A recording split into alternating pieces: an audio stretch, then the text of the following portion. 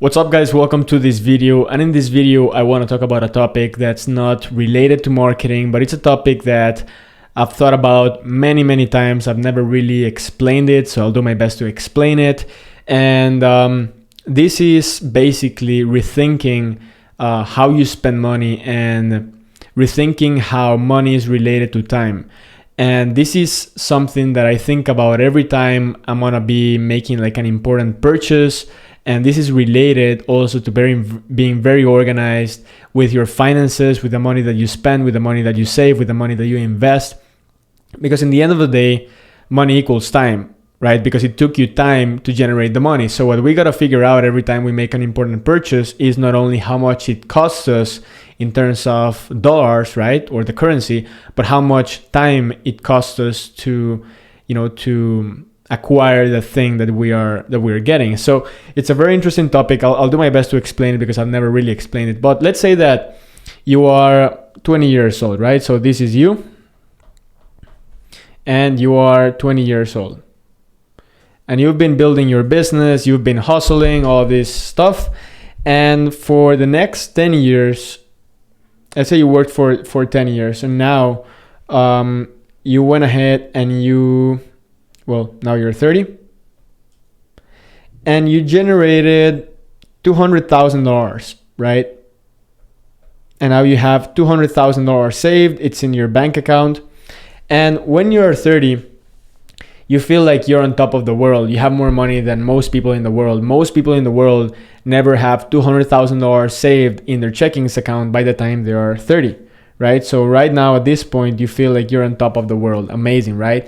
And sometimes this can get to your head. Like you feel, you can just keep buying things and the money will never run out. You have your business and you're working every single day for that money. So you know the process. So let's say that when you are 30, one day you decide to, you see this really cool car that you want to buy.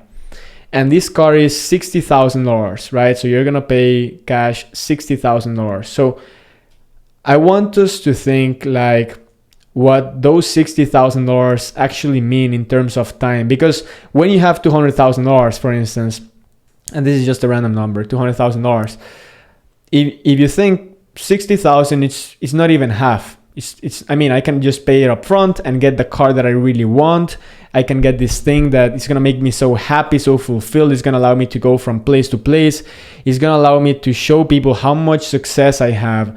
And it's just 60,000. I'm making, 20,000 a year or whatever. I'm just making things up. It's just 60,000. Who cares, right? I'm going to make it later on. But what you want to ask yourself, and this is what I ask myself, is how much is $60,000 in time? Okay, so let's say that you're gonna make this purchase, and you also saw cars that are, let's say that this is a $60,000 car. You also saw cars that are $30,000 or $25,000, right? Maybe you could get a used car, but no, you want this $60,000 car, a new car, because it makes you feel so good, and you're like very emotional at that moment. You want to make that purchase.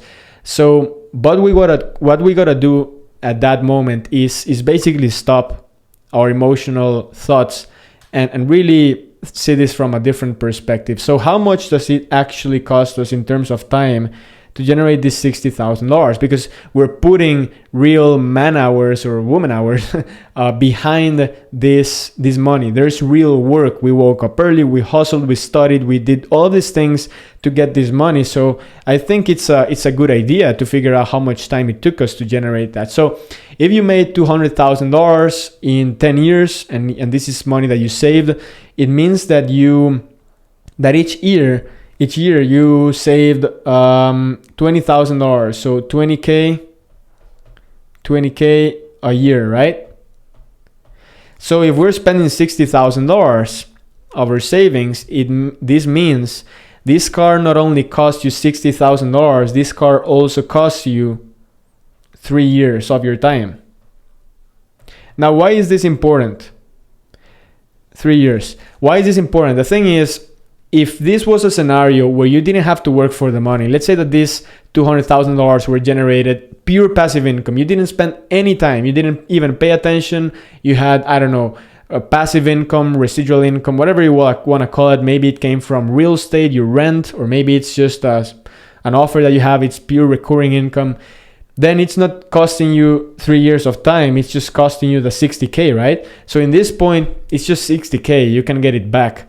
But if you didn't generate it through passive income or residual income that was generated without putting in the work, then it also costs you 3 years, right? So what I want us to do, like a little exercise in this video, is every time you're gonna make a buying decision that's not gonna generate you any cash flow in the future, it's not gonna be an investment. It's just gonna be like, hey, I'm gonna buy a $60,000 car, I'm gonna buy a $20,000 motorcycle, or like me, I buy expensive bikes, $5,000 bike or more.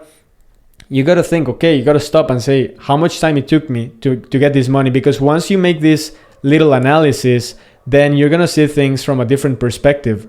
And once you see things from a different perspective and not just from an emotional perspective, you tend to make the right choices. So these days, my main focus is to get the income that I generate from putting in the work, the hours, and investing that income in things that bring in money and income that doesn't take me any more time. So I go my goal is to go from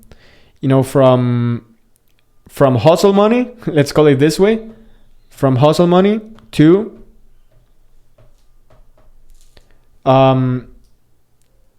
passive money, or however you want to call it. Like, let's also call it non-hustle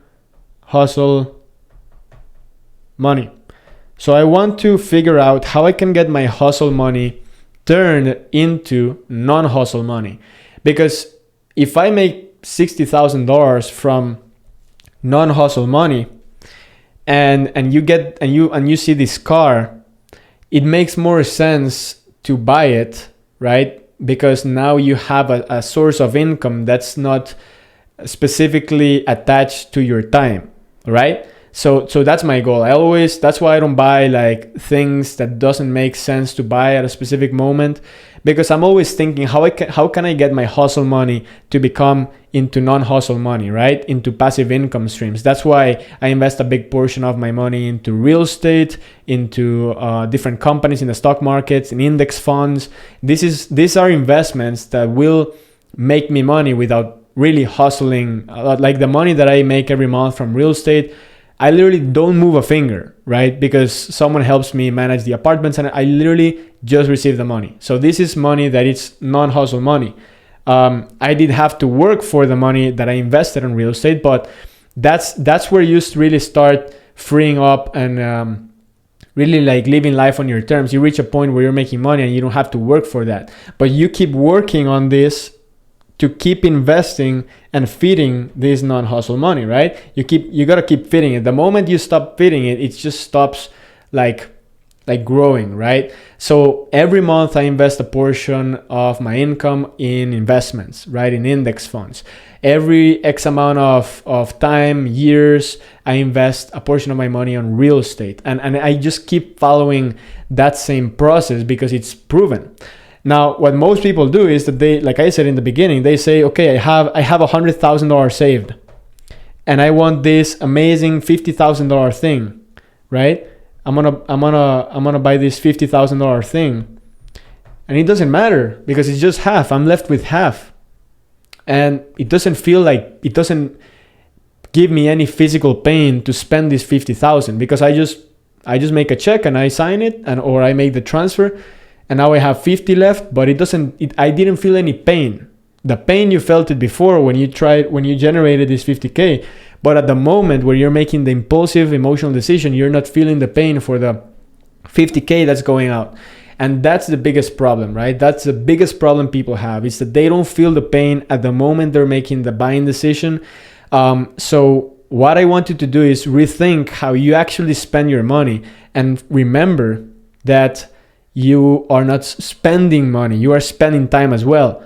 If you don't have passive income, you're spending time. So what you want to do is turn that hustle money into passive income, into non-hustle money as much as you can. That's why, man, the way I organize my finances and my buying decisions is not based on emotions. It's based on percentages. So every year I say, okay, I'm gonna allocate a percentage to buy stupid things. So things that really don't produce anything, just things that make me happy, and literally they're not an investment, they're just stupid things, right? And this percentage for me is very small because I don't buy, I mean, my main hobby is mountain biking, right? So this year I did buy an expensive mountain bike because it was within my percentage of stupid things, right? But I don't go over my percentage of stupid things because that's when I start breaking my own rules. Now, another thing is, how am I gonna, I have a percentage of money that I spend on, I have a percentage of money that I allocate to real estate. I don't wanna be 100% in real estate. I wanna have cash. I wanna have money diversified as well in an index fund. I also allocate a percentage to, let's say, rent. I don't need a $4,000 apartment. I could perfectly live in a place that costs me $1,000 a month. I don't need more than that, right? If I go over that, it's because I don't really need it. It's like a nice luxury, but I don't really need it. For me, $1,000 a month in rent is, at least in Costa Rica, you could be living in the beach. I plan to go live in the beach for $1,000 a month. It's for me the perfect lifestyle. I don't really need more than that. Or maybe I could go to 1,200, but I'm not gonna go to 4,000 just to feel good and show my friends and family where I live. I live in a penthouse in the beach. I don't really need those things. So for me, I have my specific percentage that I spend on rent. I have a percentage that I can spend on travel, right? So this is the thing. This is why most people fail with their money. They become really good at making it, but they become very good at trading their time for money, and they find a way that it helps them, that it works for them.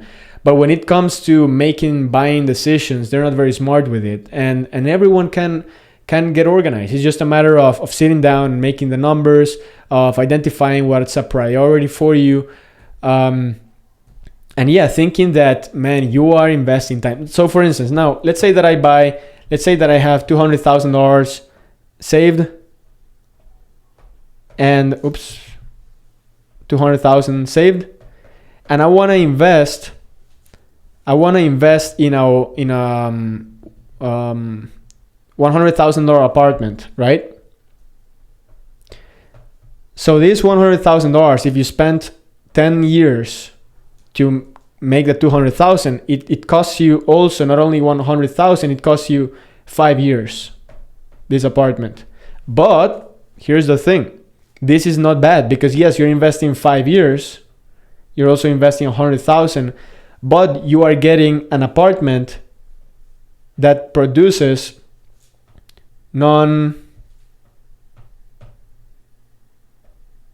hustle, man, I don't know how to write. Hustle money.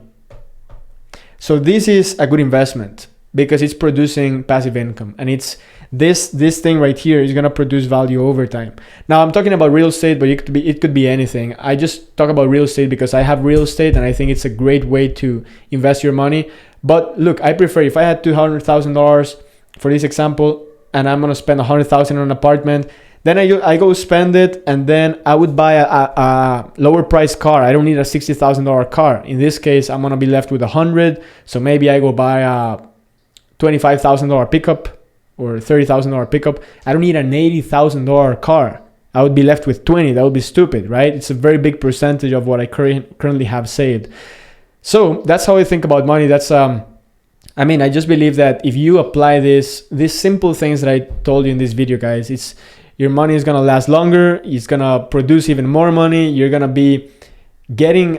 The reality is we don't need most things that we have. It's just a reality. I don't need this mic. I don't need a $5,000 bike. I don't need. So you need to figure out like what's important for you, what things you are like overspending on.